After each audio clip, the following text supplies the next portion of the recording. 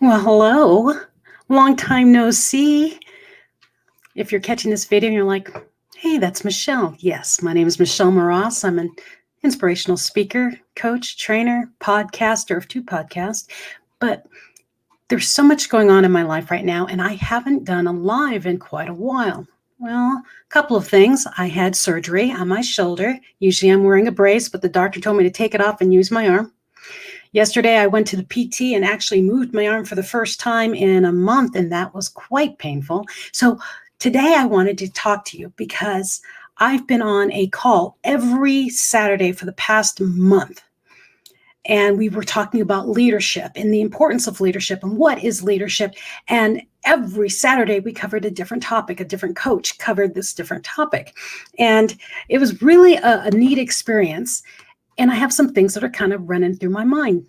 So, for those of you who are into all of that, basically, what is a leader, right? You've heard a leader is, from John Maxwell, nothing more and nothing less, is influence, nothing more, nothing less. So, who is a leader? The leader is the one who has the influence in the room. It doesn't have to be the one with the rank, it doesn't have to be the one in the front. Actually, sometimes it's the person right next to you that everybody listens to. You never know where the leader is. It's whoever has the influence. The leader also knows the why. They have the vision. If you ever see those little memes about what a leader is, there's always like a little arrow, and there's like a person sitting out front and telling everybody, holding their hand out to have other people follow them. The leader knows why. They know the vision. They know where they're going. And they have people who believe in them because they have influence to sway people into the direction that they're going, right? And then the other thing about a leader is a leader has responsibility. A leader takes personal charge of whatever is going on. You can't change, the circumstances of the wind or whatever, but they can change who they are as a human, as a personal person. A leader is the one who takes on the responsibility. And that's kind of the gist of the leader.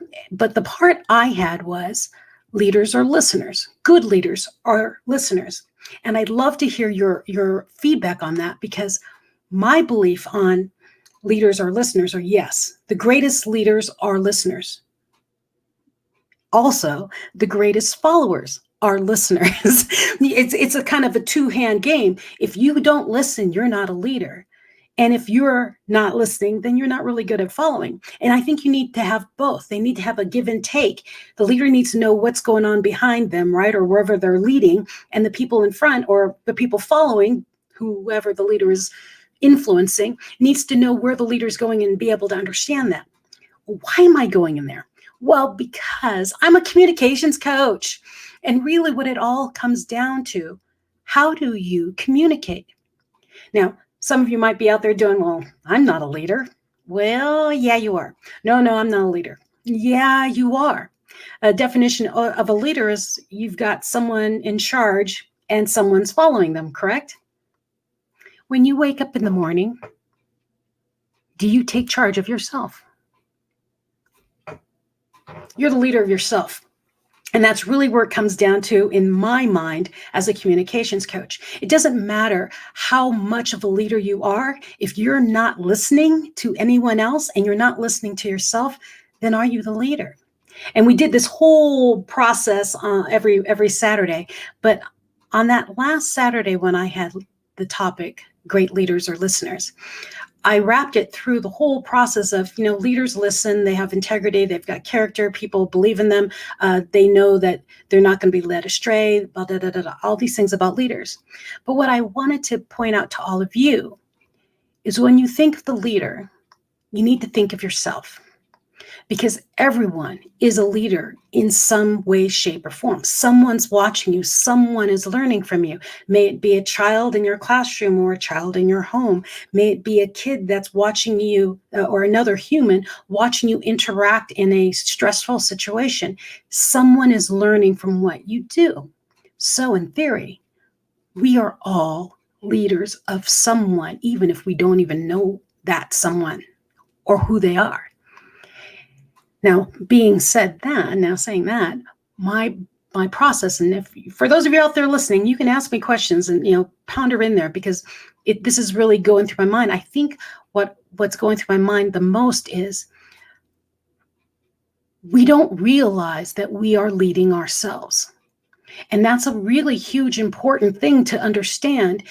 It doesn't matter what you're doing on the outside. If you're not that on the inside, if you can't listen to yourself, if you can't, you know, feel you have integrity, if you wouldn't follow yourself, it's all that, well, how do you work with you? You know, when you're a little kid, your parents would say, if your friends jumped off a cliff, would you? You know, that kind of thing. Well, would you follow you? And if not, why wouldn't you? And if that's the case, then how can you fix that? So I got onto, the importance of listening and how to be a good listener. And as I was saying all that, I thought, if you're a good listener, you need to be able to listen to yourself first. You need to be able to have undivided attention to yourself in order to understand what you need, what your goals are. Remember, the leader has goals, the vision people follow, right? So if you have that ability to listen to yourself, to understand who you are, and to actually hear those voices in your head, those inner critics inside of you telling you things, and be able to listen to them without getting emotional about it. And you're like, what do you mean? Well, you get that something's happening, you do, oh, I really wish I could do that, but I'm not like her, or I'm not like him. That's different. That's for them. That's that inner critic in you telling you you're not good enough. So do you get upset about that? Do you listen to it, just kind of fall back, or do you do, wait a minute, let me take that out of what you just said, inner critic. I'm not good enough for that. Why not? I've been in this business. I'm pretty good. I wake up every morning and I'm just like them. They're putting their pants on the same way I do. Why couldn't I? Question those voices. Question whenever you start thinking you're not good enough. And that is where I wanted to get back to with communication. You need to learn how to talk to you. It sounds crazy, but it's so truthful. And when you hear those voices tell you you're not good enough, you need to pull it out and say, am I not good enough? Or is that just my inner critic, or that's my insecurity talking? I'm pretty sure that's my insecurity talking. Well, why is that so insecure? Well, because when I was this age, this happened, and I really don't want to mess up, and I don't want to look like a fool. Okay, so worst case scenario, you're going to look like a fool? Yes. Okay, what will happen if you look like a fool? Well, then I'm going to be embarrassed. Among who? Well, that one person who would know that I applied for that position. It's one person. Do it. You see what I mean? So you work through your own talk. You hold judgment from your own talk. So when you think, yeah, I'm not good enough. You're right. I'm not good enough. And you're listening to the voices in your head. You need to fight the voices in your head. You need to fight that insecurity and say, prove it to me that I'm not good enough. And just like a normal conversation, when you're with someone and they're telling you a story about their day or whatever it is, hold your judgment on when you see them coming towards you. Often we see somebody do, oh, they're going to talk about their job today again. And you blank out. So when they start talking to you, for all you know, they could be telling you something rather important, but you've blocked it already because you've already made judgment. Same with the voices in your head. We make judgments that when we hear that critic that says, don't do it, you're not good enough, we believe it because we've been listening to it for all of our lives. You do, yeah, okay, I won't. Well, when you think about how many times you've succumbed to that voice and said, okay, I won't.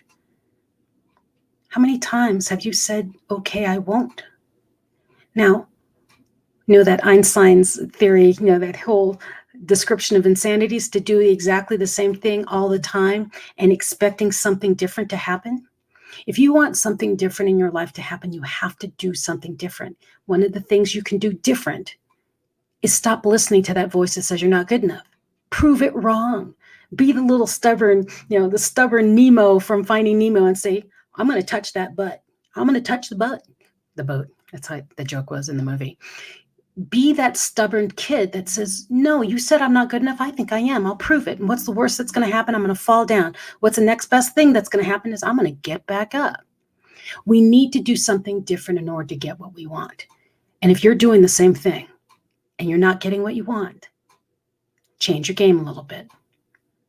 Now, the other thing I wanted to say was to listen well is you need to check your emotions. Sigmund Freud says a man with a toothache cannot be in love. And what he means by that, or what my interpretation is, it's the same like when you're listening to a conversation, you're listening to someone.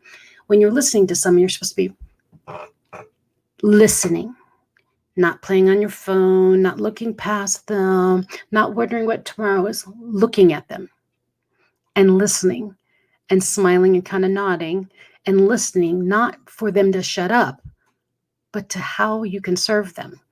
Let them finish their thought. Now, I say check your emotions, because if you are in front of someone and all you can think of is, I left the fire on in my kitchen and I think I have a dish rag right next to it and I'm 45 minutes from home. Do you think I'm hearing anything the other person's saying? No. So you have to check your emotions. Stop worrying about everything else. Kind of put it at the door when you're going to meet somebody one-on-one, especially, even if it's on a Zoom call, even if you're in a conference call, whatever it is, give your undivided attention to whomever you're listening to, whoever's talking, because you never know when you're supposed to be learning something at that moment in time. So, are you a good listener? Do you actually give your undivided attention? Do you focus for understanding and not just answering? There's so many people out there now who've learned to prove that you're listening, you must always make a sound every time someone pauses or puts a period in something, right? They do, hey, good morning. One day I was, and I was walking down, and then and before they even get the next word out, you're saying, yeah, understand, yeah, That's not listening. That's programmed say something in between spaces. So focus on understanding. Don't try to answer. Listen. Hold your judgment on whether or not they're going to be talking about work or whatever they normally talk about, because you be open to what's coming. And then at the end of their phrase, you say, so what you're saying is you went to work and you worked, you were doing this project and Joan took credit for that? Yeah, that's exactly what I said. So what's your next step? And help them process. Because what's happening is if they keep saying the same story over and over, it's because they can't process it alone and they need to get it out and they need someone like you to listen so you can help them through it. Then the next one, the last bit, is to check your emotions. Is if you are meeting someone one-on-one, if you're meeting in a group, check all that emotional baggage at the door so you can actually listen instead of worry about what's going on around you or behind you or what might happen later. And everything we talk about with being a good listener applies to yourself. Because if you can't listen to yourself, you're not going to listen to anyone else. If you can't love yourself, you really can't love other people, because if you're not good enough for yourself, then are you really good enough for anyone else? So it's one of those things where do as I say, not as I do, that kind of thing. It's do as I do and do as I say. Take care of yourself. Listen to yourself. Listen to that gut, and then make sure you question it. Most of you know I love to quote Byron Katie. Love Byron Katie. And she does something called The Work. I'm looking forward to see if I can share it with you. But it's called The Work by Byron Katie. And it's the 4 questions to ask yourself. And I don't know if I can get to it without messing you guys up. It's the first question is, can I say that statement is true? 4 questions to ask yourself. Is it true? That's number 1. So when you hear something in your head that says you're not good enough, can you say it's true? Well, right now, yeah, I can say it's true. I'm not good enough. Well, number 2 is the second question is, can I be absolutely sure that it's true? Can I absolutely be sure that I'm not good enough? Well, no, because I'm good enough at other things. And then number 3, how do I react, or what happens when I believe this thought? How do I believe, when I believe the thought that I'm not good enough? I'm very sad. It makes me kind of miserable, actually. It makes me want to curl up in a ball and stop. That's not any good, is it? So who would I be without that thought? I'd be a much happier, more productive human if I didn't have that thought. Well, then you just answered your own question. Why would you have that thought if it makes you so miserable? And so Byron Katie's The Work. I'm just a big believer in that. Definitely look it up, Google it, The Work by Byron Katie. She's got a Facebook page you can start following. I follow her all the time. So just really good for your mindset, really good to help you get through things in your head. With me, with my post-surgery and recovery, I had to get out of my own way yesterday because I was so in pain after going through PT, and it was messing me up. And I had to get out of my own way to realize that this pain is more generated by my mind than my actual body. I was so set on feeling pain that when I started feeling pain, I amplified it because I'm like, oh, here it comes. More of it's coming. And I shut down the ability to not feel the pain. I made it worse because I pondered on it. So be careful how you talk to yourself. Remember, you are the leader of yourself. And if you're not, then you might want to take the reins on that because you are the leader. And I have a quote by Byron Katie again. If you think the cause of your problem is out there, you'll try to solve it from the outside. Take the shortcut. Solve it from in here. Work on you, work on your mind, and work how you see things. Definitely look up the work by Byron Katie. Brilliant lady. Great way of getting through tough times in life. And that's about it. Just wanted to jump on and tell you that. You are the leader of you. Listen to you. Listen to people around you. Grow every day. It is your choice to become the best version of you and to be unapologetically living it. Have a good week. And hopefully, if you join me on this Friday at noon Mountain Standard Time, Denim and Pearls with my partner, Brian Swanson, will be live from the porch this Friday at noon. And then I will have a Mental Shift podcast coming out again this weekend very soon. His name is C-Rock. His name is really cool. And he's a great speaker. I caught him on LinkedIn. I connected with him and thought he was really awesome. So his podcast is coming up really soon this weekend. So have a great week, everyone. Hope to see you on Friday at noon on Denim and Pearls. Go out and like the page. And please like this page, the YouTube page. Have a great day. And thank you for joining me. Bye-bye.